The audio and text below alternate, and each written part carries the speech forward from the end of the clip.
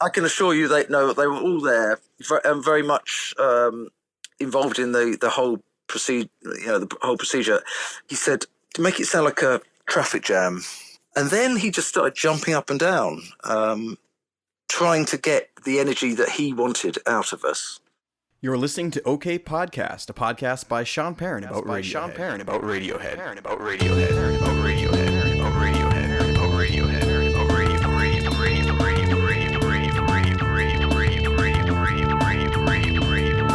Today on the podcast, I'm thrilled to be joined by extra special guest Steve Hamilton, who performed saxophone on Kid A.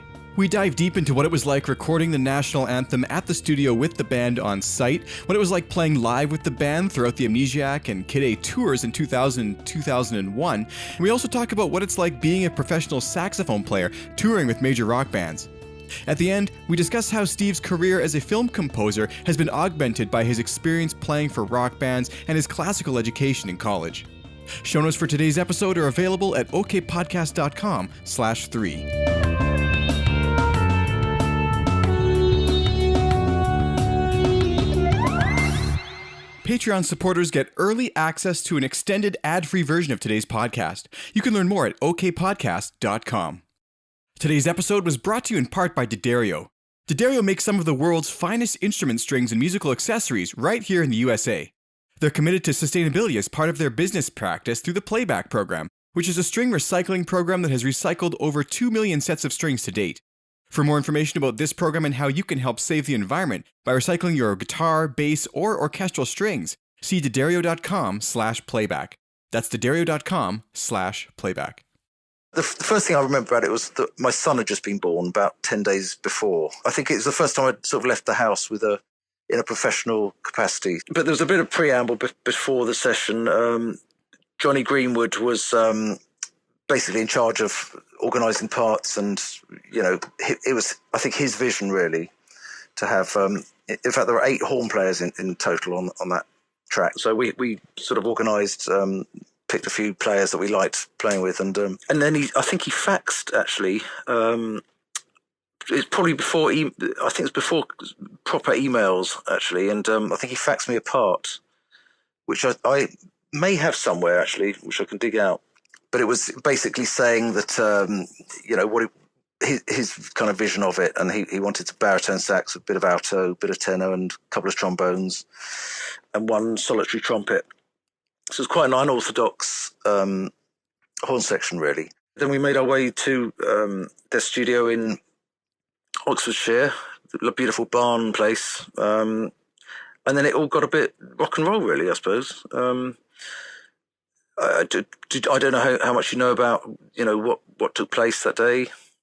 Yeah, no, I'd actually, a listener question came in and the person said, I'd like to know everything about the end of the national anthem. And I have to say, I have a bit of the same sentiment, but let's step back a little bit. So how did the band get in touch with you? Did you already know Jonny Greenwood, or?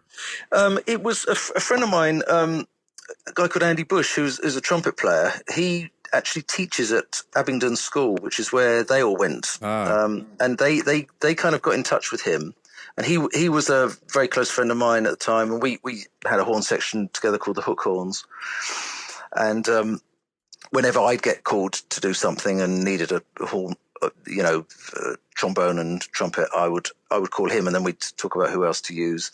Likewise, he would do with me. So it kind of evolved from that, really, and they kind of trust him, and he's a good guy. So Andy Bush and I put together another 6 players and coerced them into turning up at this barn. So it was basically through him, really, that that I think they just trusted him, and he's a reliable sort. He's not a heavy drinking, boozy trumpet player, as quite a lot of people are. And I think they're quite a cerebral kind of band. So we kind of got the seal of approval, and we showed up there in about 5 different cars, parked up, got our instruments out, had a chat, and had a cup of coffee, and talked a little rubbish. And then slowly, I think the band were actually living in the barn at the time. The people kind of various degrees of dishevelment came down the stairs wearing kind of dressing gowns or looking like they'd been up all night. Slightly unshaven and, how you'd expect rock musicians, I suppose. So they were actually there during the session for this? Yeah, they were all there, yeah. That's so interesting to me because, I talked to another clarinetist on my other podcast, Clarinet, about recording with a rock group once, one of my other favorite rock bands. And I asked him similar questions about what the session was like. And the band leaders, the band members weren't even there. So this is super exciting to me that Radiohead is so involved. And I guess I was in some ways worried about talking to you because I was worried I might face some of that same disappointment. But this... Well, I can assure you they were all there, very much involved in the whole procedure. The whole procedure. I would say that. Well, it was a double act, really. I mean, everyone was there and chatting around, but they know what their roles are in the band, or they certainly did at that time. Jonny was the kind of sort of mechanical, put the music together kind of merchant, and then Tom would. He was an extraordinary character because he has a mad look in it. It's a kind of mad expression that you might get from him. Mm-hmm. And he walked into the, we were all setting up and, doing what horn players normally do, just play something that sounds difficult and impressive to show off. I don't know if you know if you do that in your capacity as a clarinetist, but you put people little flourishes in here. So you're getting all this cacophony, and Nigel Goodrich, who was producing, was just getting a sound together in this room, and it was a huge cavernous room, much bigger than most traditional kind of recording studios. Not much acoustic treatment around, so it's quite live. I think a couple of rugs on the floor, if I remember rightly, but I'm not totally sure about that. And then they basically let us play for this, reading from this very scant chart that was, cobbled together. Basically, a piece of paper with, a series of instruments on it. Sometimes you obviously have just your own part, but it was a full score, which means that you get all the instruments. So I think there was baritone, bass trombone, tenor trombone, a couple of altos, two tenors, and a trumpet. Pretty sure that's what it was. So you'd have that all on one sheet, and it would just play along. But of course, it didn't really work exactly how they wanted it to, because it's it was a kind of prototype idea. So we looked at that, we played it, and then Nigel Goodrich played the track. We all got a sound together, put the headphones on, just started playing, and then Tom came in and started completely sort of disassembling it. Really, I think. Mm-hmm. In what way? Well, because it basically it was time to chuck the music away, chuck the chart away, and he would just say, actually, just give it an impression of something else, just a bit more craggy, a bit more spiky, and he was chucking all these adjectives at us. And of course, with eight people, it's quite difficult to come to a cohesive decision about what he actually meant. And then I think he said, to make it sound like a traffic jam. Which I think is a famous quote of his, but he actually did say that. And then he just started jumping up and down, trying to get the energy that he wanted out of us.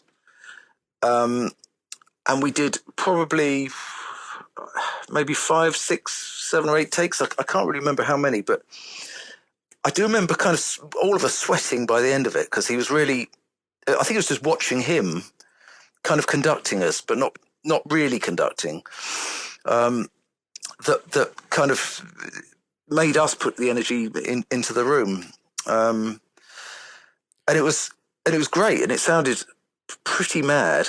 As you know, it's a bit discordant. It's a bit random, and Yeah, he just sort of instilled in us this sort of desire or more demand to play as craggily and out there as possible, really. So I want to unpack that a little bit. There's a few questions that come from that for me. So, yeah, go for it. So at this point, you guys are recording as a wind section or with the full band? Like, it sounds like that there was sort of a no. The whole track was recorded previously. Okay, and so we were just playing to their recorded material. So you had like vocals, bass, some guitar, the Ons Martineau instruments like that were already in there. Everything was in there, and the band would, I think Colin Greenwood would kind of sit in the corner, not saying much. He was quite a quiet character. I remember Jonny was there, but being quiet. Tom had kind of taken over the directorial duties a bit. Interesting. And so, yes, so it was ready to go. I think I'm not 100% certain about this, but I think everything was on the track apart from the horns at that stage. Because when I heard it when it was released, it was pretty exactly how I remember it. So I don't think they tinkered too much with it. But oh, that's really interesting, because one of my questions was Tom York said on Canadian TV interview back in I think 2000 that he wasn't even coming up with full songs to the studio, and he was kind of relying on the producer Nigel Godrich to sort of put them together. And one of my questions was, did you guys record large sections of takes together, or was it layered with different instruments? I mean, did you even play more than one saxophone, or was it the 8 guys at once, and that kind of just was what one of the takes was like? I think we did all of the takes playing together. There was an American guy called Stan Harrison who was playing the baritone part, which was slightly sort of odds with everything else, and it's quite a tricky featured part at the beginning. He's a fantastic baritone player. He played on Sledgehammer and stuff by Peter Gabriel, and he's played on everything. He used to play with David Bowie as well. So he was kind of the one playing that boom bop bop ba da bop, that sort of rhythm. That's Stan. Yeah. And so he was. So I think the only separation there was, we did a take where, or rather, Stan did a take where there's just him playing.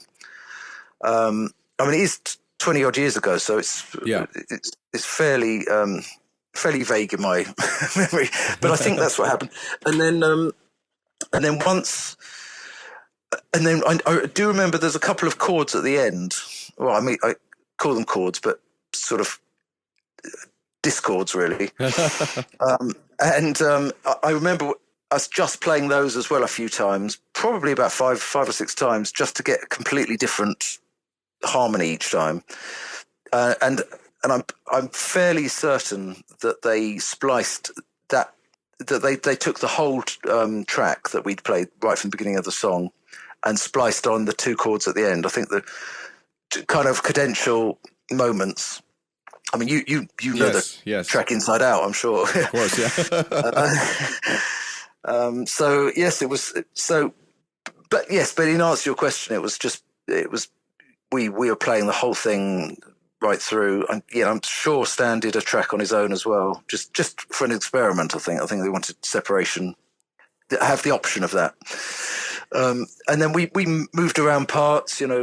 Somebody would play the third or the fourth or something, and then just try it the other way around until they were happy, really. And I think they were, because it was. Well, there is a story that he jumped so hard that Tom jumped up so hard that he broke his foot. Yeah, that was going to be one of my questions. Yes, well, there you go. Is that true? No, I don't know that at the time. I mean, he was behaving slightly erratically. I don't know whether he broke his foot, but I think it certainly wouldn't surprise me because he had bare feet and he was jumping around on this sort of wooden floor. I mean, it may have had a rug on it, but yeah. It was it was fairly frenetic kind of behavior. So what was the atmosphere like as a musician? Like you said, first of all, I I'm amazed that you were able to go there 10 days after your daughter was born. We had our first daughter over the summer, and first gig back being with Radiohead, I can't imagine the intimidation, especially as a fan. Well, I wasn't intimidated because they're such lovely blokes, and and it was no, there wasn't. It's the sort of place where you go and everyone made you feel comfortable, and they were over, if it's possible to be over friendly and over generous with their kind remarks. They were definitely going down that route rather than being offish, you know. And I've experienced everything in between as a session player, you know. Rock artists particularly are rather famous for not even being able to read music. I don't think Tom York reads music. So I wonder what, for you, the preparation was like for this, in the sense of feeling like you showed up that day ready to go. I mean, is that just something that for jazzers, you feel just ready to go in and make music? Well, I think there's always a sort of vague sense of trepidation about going in and not fully knowing. But on this occasion, you know, as I said, we were forewarned with that this full score thing had been sent to me and Andy. I don't think the rest of the players had it, but we kind of looked at it and thought. I think we laughed to ourselves and said that'll never be what we play on the record. So when we were standing around and I think it's a converted barn that they bought. They own the place, and it's a cool little place. Well, when I say little, it isn't that little. There's sort of lots of different levels, and I think, as I said earlier, quite a lot of the band was sleeping upstairs when we first arrived. I've got no idea what time we arrived. It's probably about a midday call or something. And, you know, there's always that preamble of having a coffee and having a chat and, you know, wasting a bit of time. But some people just want to get, you know, as you know yourself, want to get down to it straight away and start recording. But there was a very, very, it was, you were there for the whole day. That was the feeling as soon as we arrived. And we probably for about 2 or 3 hours we were playing this track, and then somebody, I think Colin said, do you anyone hungry? And somebody just magicked up a lasagna and salad and a couple of bottles of wine. Wow. And we all just sat around, and one thing I do remember is that they had a really lovely turntable, and they were playing vinyl, which sounded brilliant because they obviously have fairly decent speakers as well, being Radiohead.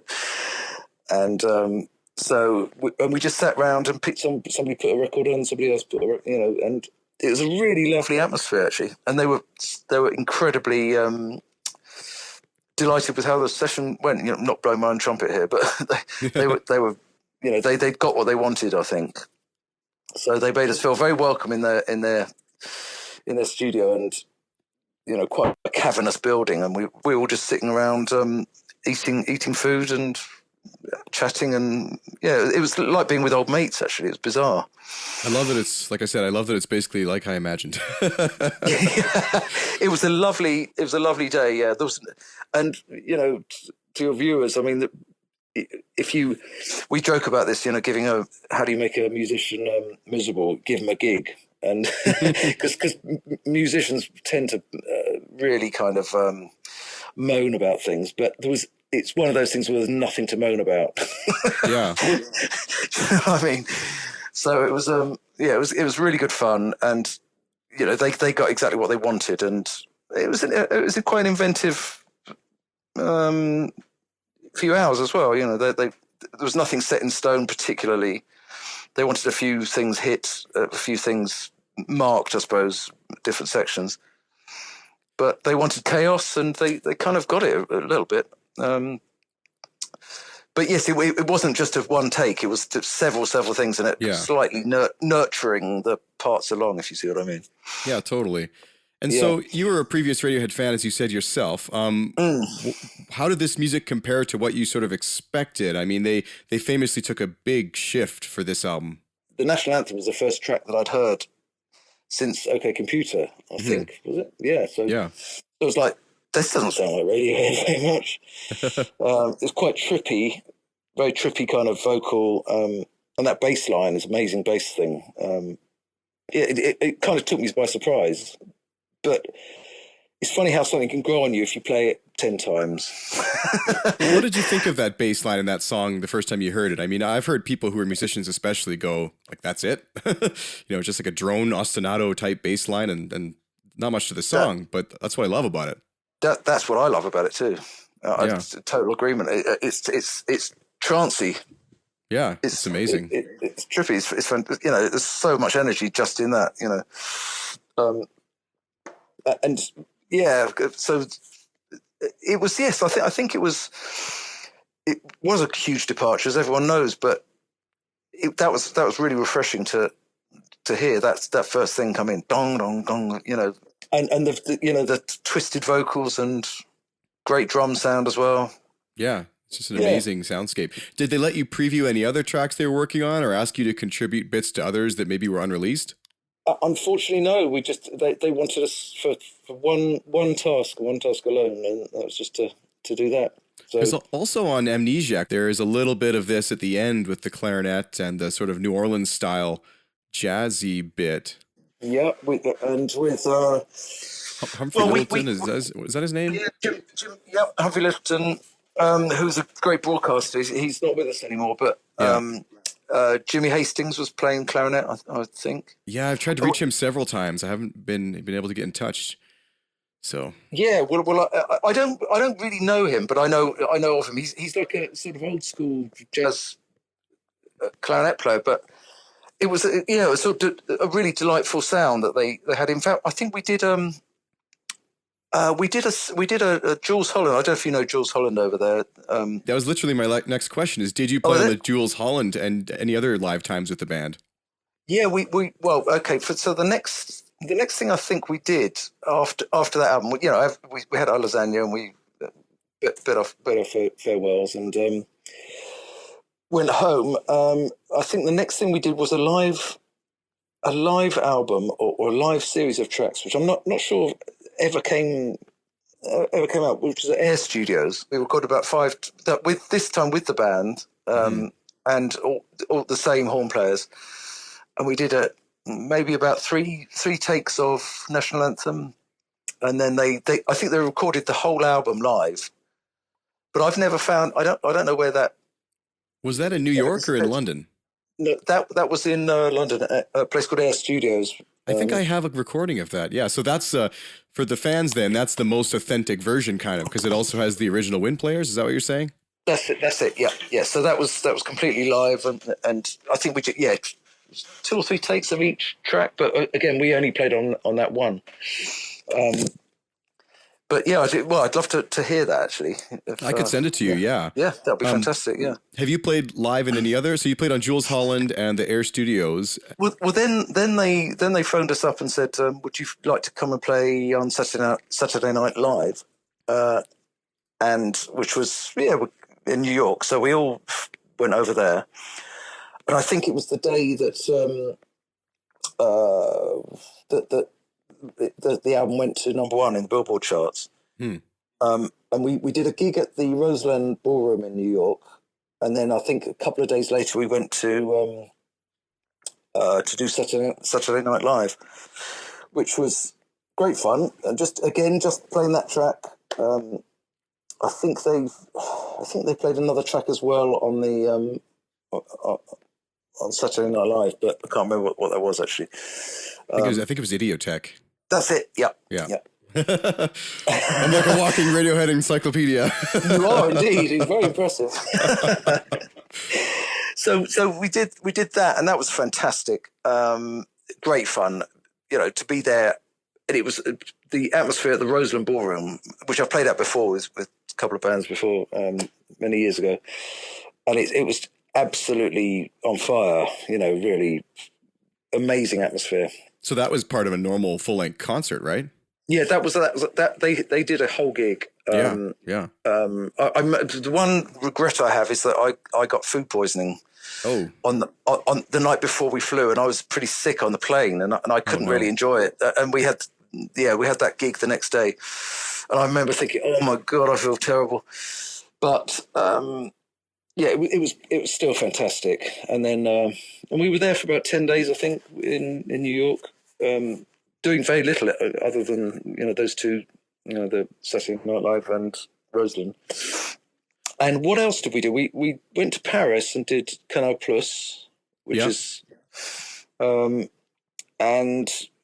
that was I think they did two tracks. Obviously, National Anthem being one of them, and then they sort of cagily, almost nervously said, "Oh, guys, come into the dressing room," and they very kindly given us multi-platinum discs of Kid A, which is really sweet. Yeah, and you got to send me a picture of that. That would be amazing. Yeah, I will do. Wow. Yeah. Wow. Yeah. Which was and then they said, "Thank you so much."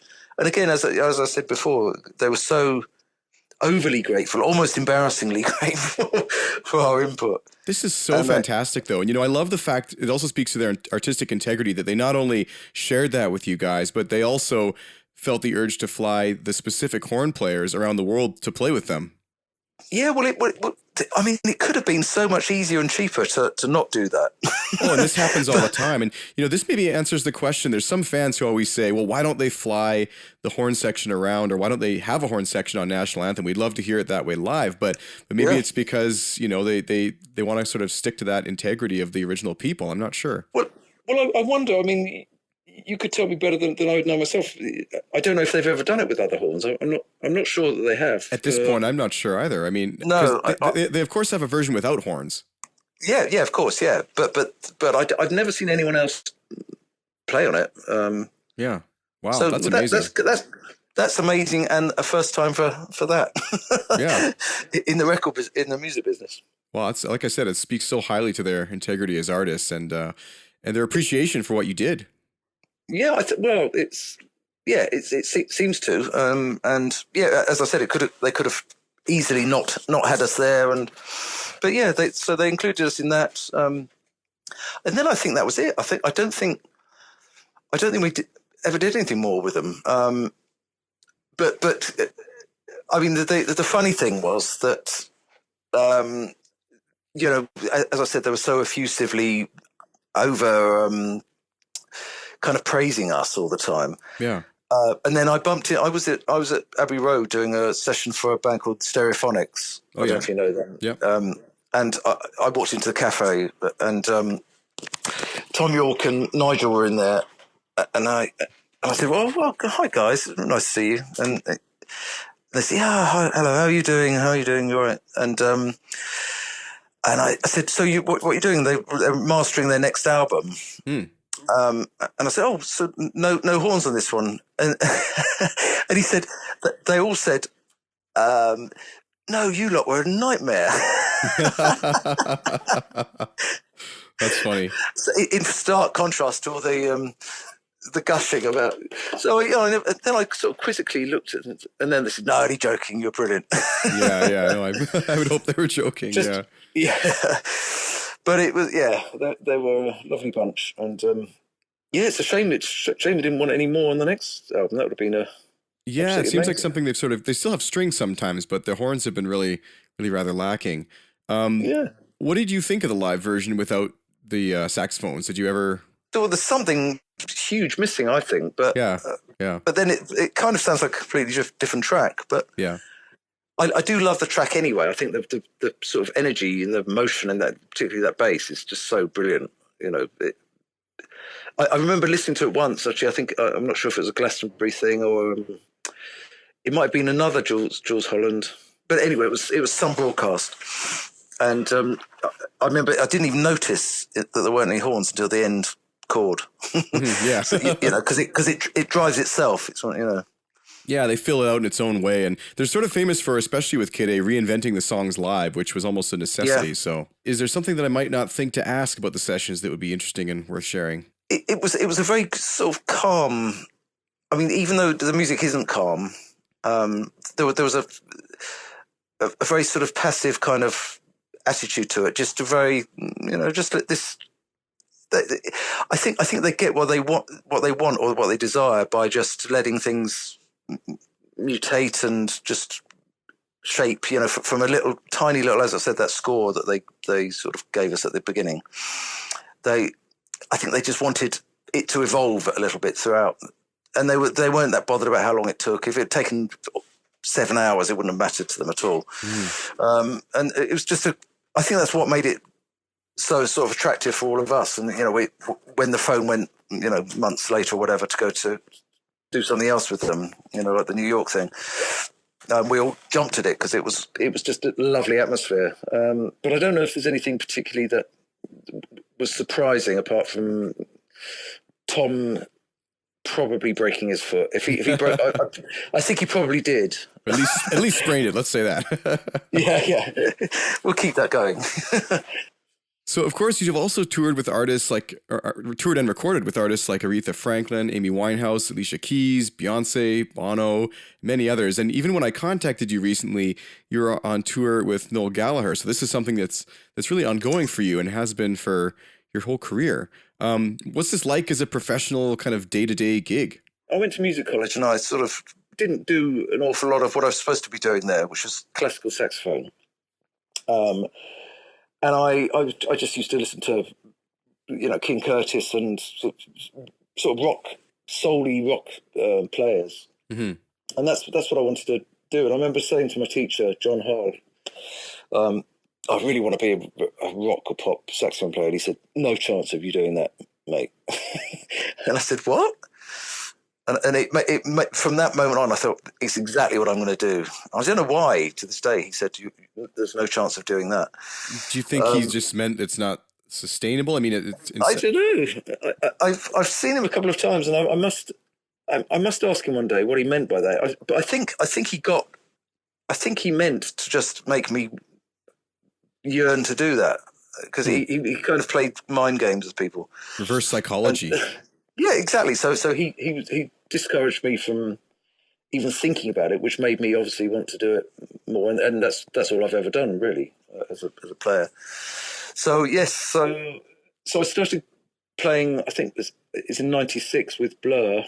I'm not sure how big Blur are in the States, but we did a big American tour, and they're obviously the arch rivals of Oasis at the time, and so I did several tours with them. I've been in house bands where I've played. I did a thing for I think it was Nelson Mandela's 91st birthday party at Radio City in New York, and that was where I had the joy of playing with Aretha Franklin and Stevie Wonder, and many other people. And let me think who else you mentioned there. Another series of concerts in Cape Town and Johannesburg in South Africa. I was part of the house band there, and Beyonce, Alicia Keys. So it was pretty good.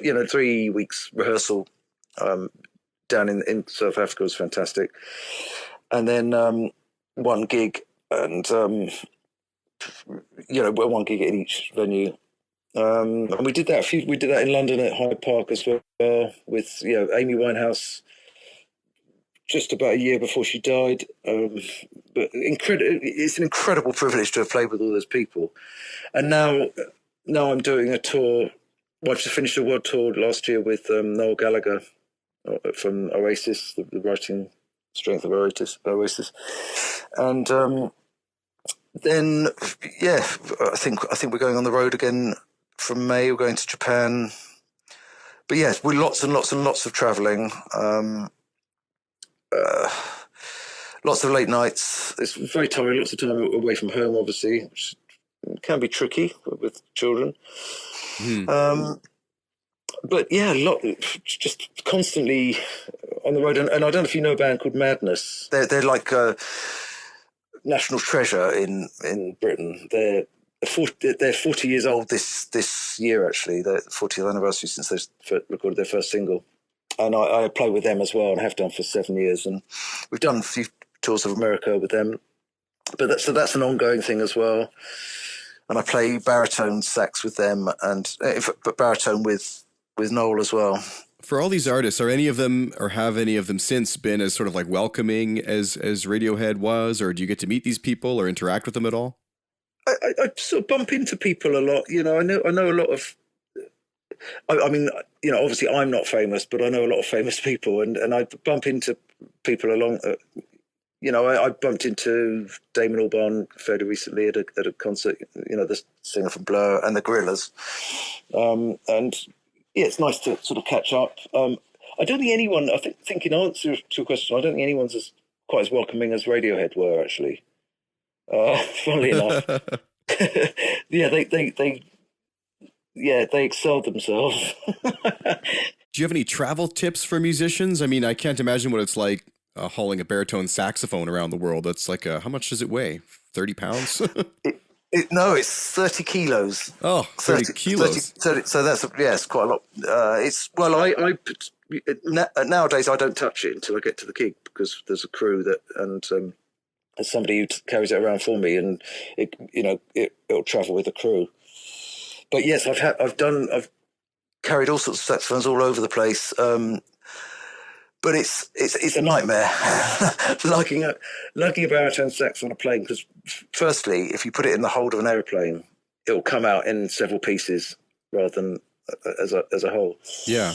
So it travels overland in a truck, and it's got a very substantial flight case as well. So. But tips for people, don't carry your own stuff. Get a roadie. Get someone else to do it. Road crew. Yeah. So it is quite nice, and that hasn't always been the case. But now, fortunately, I can turn up at a concert venue and get my saxophone out of the case and then put it back and then not see it again until the next day. So I was going to ask how you keep your chops up and stuff between the gigs, but if it's a rock tour, I imagine it's pretty much every day and you've got warm-up time and it's not really an issue. Well, we have a dressing, the horn section.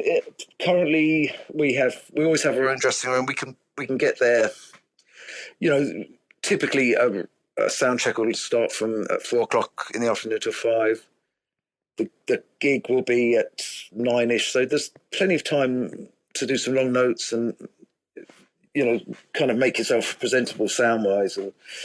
And the reality of that, obviously, is that sometimes that doesn't happen because you're in an exciting place and you like we were in Chile a couple of months ago, or Buenos Aires or something, and you don't really want to practice.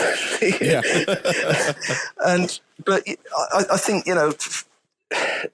we've all got our routines of trying to. Even if it's just with a neck of a saxophone and a mouthpiece, just to blow some notes and form an embouchure and get the muscles so that they don't flag during the actual gig. So yeah, you can take precautions and sometimes I take the soprano sax with me and done a few long note practices.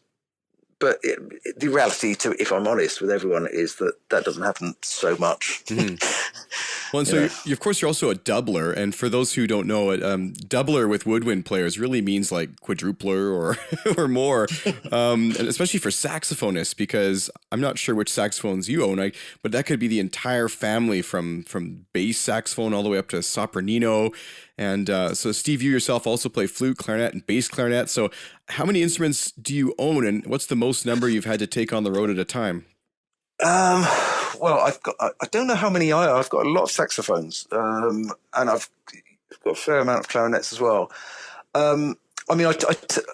Because of the sort of nature of the work that I'm doing at the moment, I don't tend to play a lot of clarinet. And I was always a sort of very heavily a saxophone player rather than I know a lot of people split fairly 50-50, particularly theatre players and stuff, which I've never really been involved in that kind of work. Every now and again, of course, I have. But so, in answer to the question of how many do I take away, probably only about 3 saxophones, but always the baritone and the tenor. The alto doesn't get much of a look in these days. Soprano, I play a fair bit, but I've got flight cases for all of them, so it's fairly easy to do. But it's nice to take a flute away sometimes as well. But sometimes you just think, well, how many instruments do I really need? Yeah. But not a huge amount that I actually take away, but I've certainly got a lot of saxophones, and they're all stuck on the wall at the moment, hanging on fancy hangers. So how many instruments would you say you own in total? I've got, I think, 8 saxophones. Wow. 5 clarinets, 1 bass clarinet, several flutes, all sorts of things. Hundreds of penny whistles, because every now and again you have to play one of those. It's a problem with musicians. I don't know if you've seen that Bird Box movie from Netflix. Did you hear about that? I saw it about 3 days ago. Yeah. So there's a little meme that's come up. There's a picture of someone in a guitar store with their eyes covered, like, I can't look. I thought that was a great film, actually. Yeah, it was interesting. I definitely relate to the guitar concept. If you see it, you're going to buy it. And musicians have sort of a horn collecting problem, it seems. My wife one time looked and she's like, "Why do you have 3 of those? They look the same." And they're bass guitars. And I said, "Well, that one's fretless, that one's a fretted jazz, and that one's a fretted P bass. They're totally different. What are you talking about?" We get it. We get it. Yeah, but to her, it's just boom, boom, boom, boom.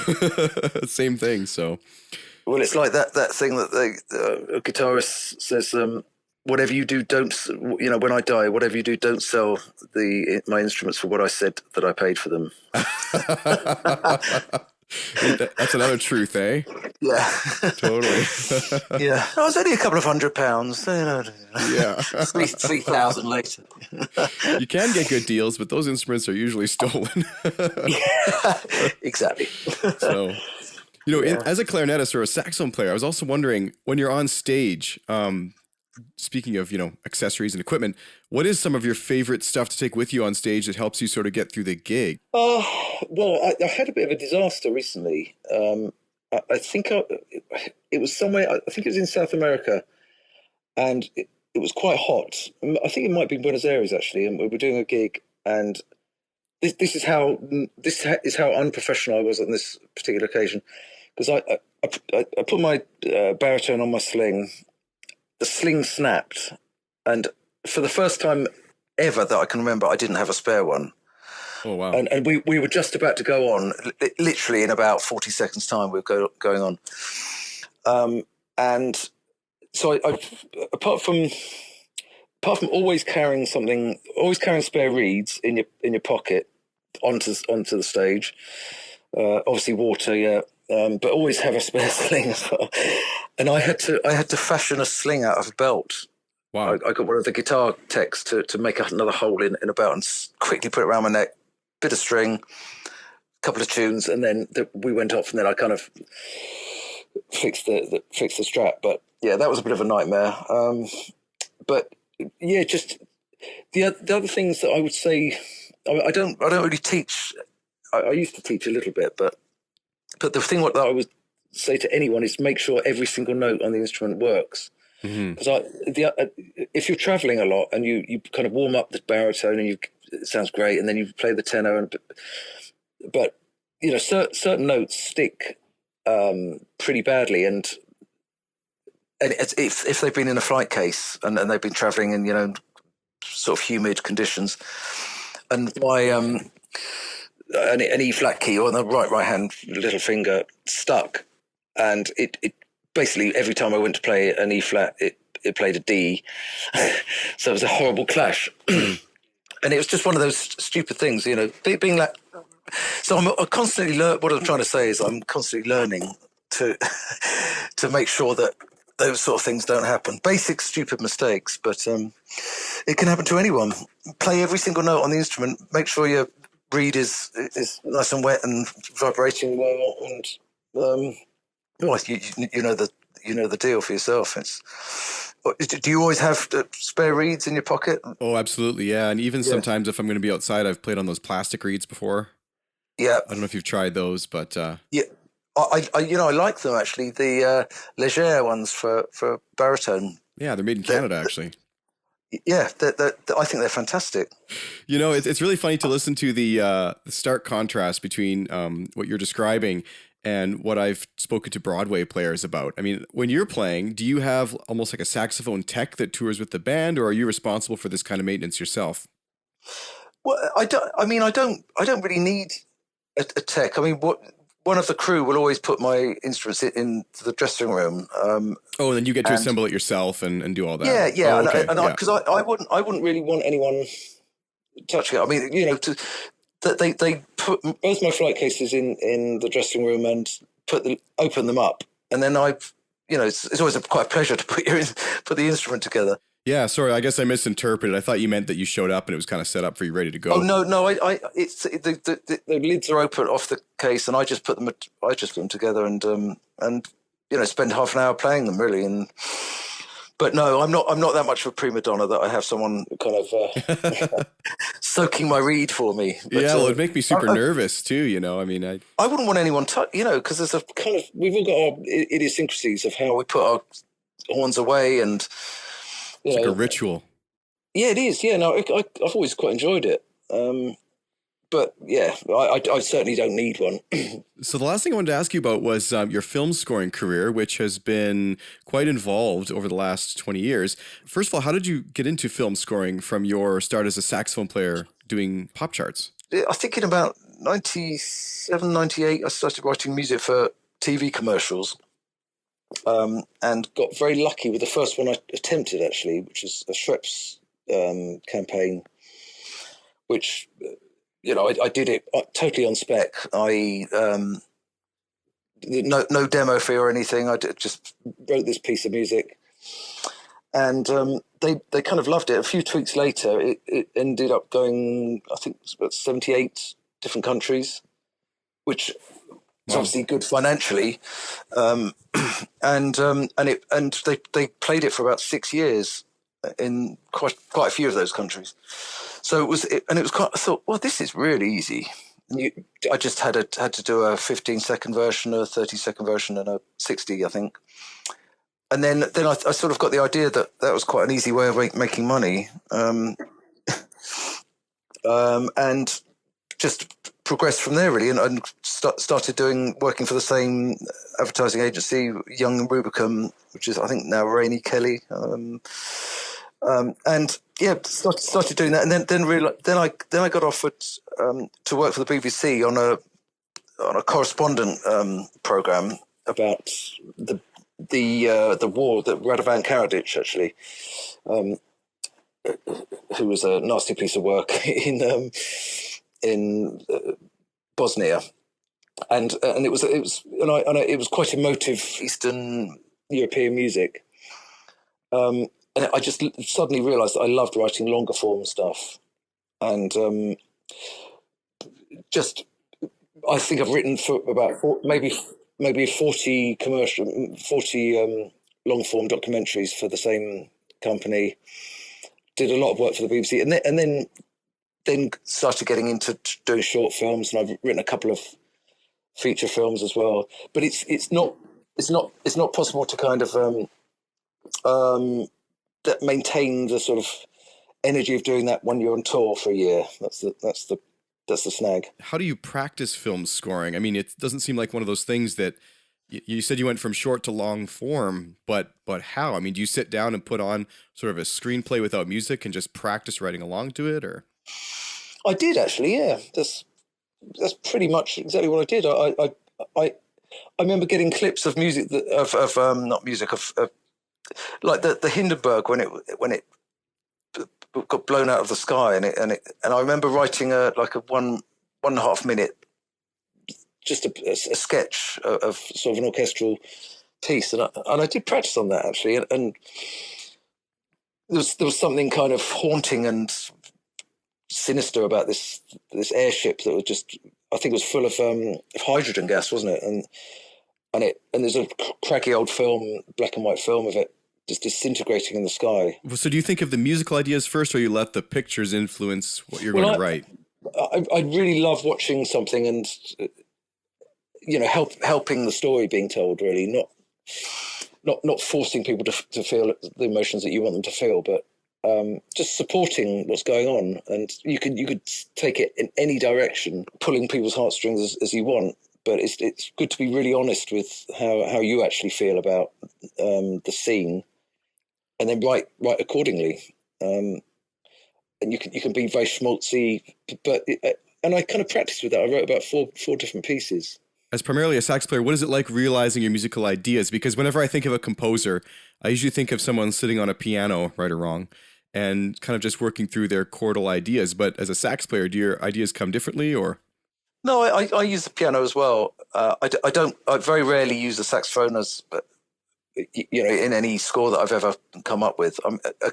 Every now and again it's appropriate, but the two things are very separate. I play keyboards and program everything myself, and use a lot of other instruments as instrumentalists as well. But yeah, the saxophone just takes a back seat. It's not.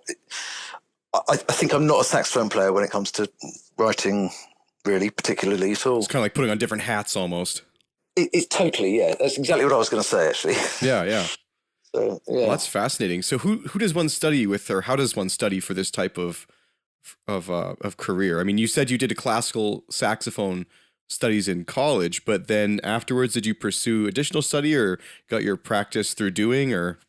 I didn't actually. When I was at college, and this teacher of mine, who was a classical sax teacher called John Hall, he kind of, in a sense, rubbed me up the wrong way, because he would, as I said earlier, he'd try and discourage me sometimes, but all it would do was, reverse psychology and make me absolutely determined to do what I wanted to do in the first place. But I've exhibited quite an interest in writing stuff when he was teaching me, and I said, John, can we have a lesson just kind of writing something? He said, sure, yeah, because he was a composer as well. And he said, I'll tell you what, we won't do anything. We'll go to the pub, we'll have a couple of pints, and which we did. And he said, but listen, go home tonight and listen to Prince, Sign of the Times, which I had stuck in my car at the time. I said, no, I don't need to listen to it. I love that album. He said, we'll listen to that and then realise that you can write anything you want, because there are no rules. So, I don't know if you can learn it. I think you practice your craft, just like, practicing a clarinet or flute or saxophone or anything else. But when it comes to writing, I think you just have to be in the moment and know what functional harmony is and know what you're doing, but just do whatever you want that's honest to yourself and to the picture. That's what I would say. But I'm sure the film colleges full of people practicing and learning stuff, but best way is to do it. Do you feel that it's absolutely benefited you to be a competent sax player and music professional first, though? I mean, I think a lot of people try and just dive into composition as its own entity. It's very, very useful to be able to have a good musical education, and to be an instrumentalist as well of some sort. God, doesn't matter what you play, but I think it really does help. Yeah, because you also know then how to get the best performances out of musicians that you then hire. Going back to very briefly to the Radiohead thing, because they're all great players. They know how to get things out of people. And some bands that I've played with in the past are hopeless and don't know what they're doing. It's one of those things, isn't it? I think yes. So, in answer to what you just said, I think for me it's crucial to have been an instrumentalist and to continue being an instrumentalist. For as far as my writing career goes as well. I think you've really hit the nail on the head. My big takeaway of this conversation is that almost achieving the atmosphere or the artistic environment is somehow almost on equal footing to all that other stuff. I mean, it sounds like with Radiohead, they were able to bring out what they wanted, and that sort of lesson of communication allows a transcended art form, So when you have musicians in your studio playing your piece, you can provide that sort of comfortable, open atmosphere where something can happen. Yeah, exactly. And you always get the best out of people if they're relaxed and they're happy.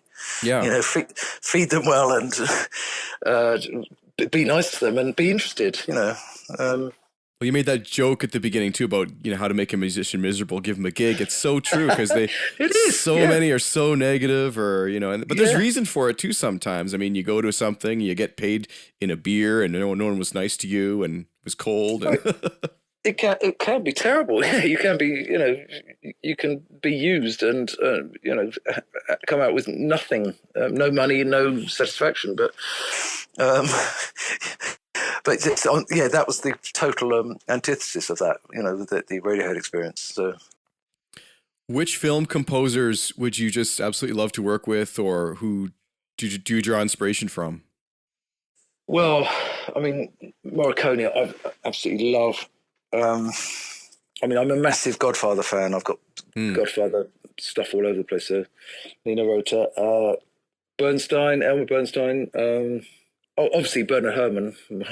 But yeah, just all. But quite a few of those guys aren't around anymore. I absolutely love listening to. I buy more film score, original soundtrack CDs than anything else. I'm like that too. It's almost a weird. I've done it since I was young. I used to listen to, for example, James Bond soundtracks, and I loved listening to how they would change the melody up and explore the theme in different ways. It was super interesting to me. They were, to me, like symphonies, Yeah, I think it's fantastic. The atmospheres are brilliant. I mean, my wife thinks I'm nuts listening to that stuff all the time. But well, I think we've covered everything I wanted to sort of touch on. Was there something else you wanted to add, or? No, I think No, I think that's it, really. You're very welcome to call me again. No, thank you again for speaking with me today. It's been my absolute pleasure.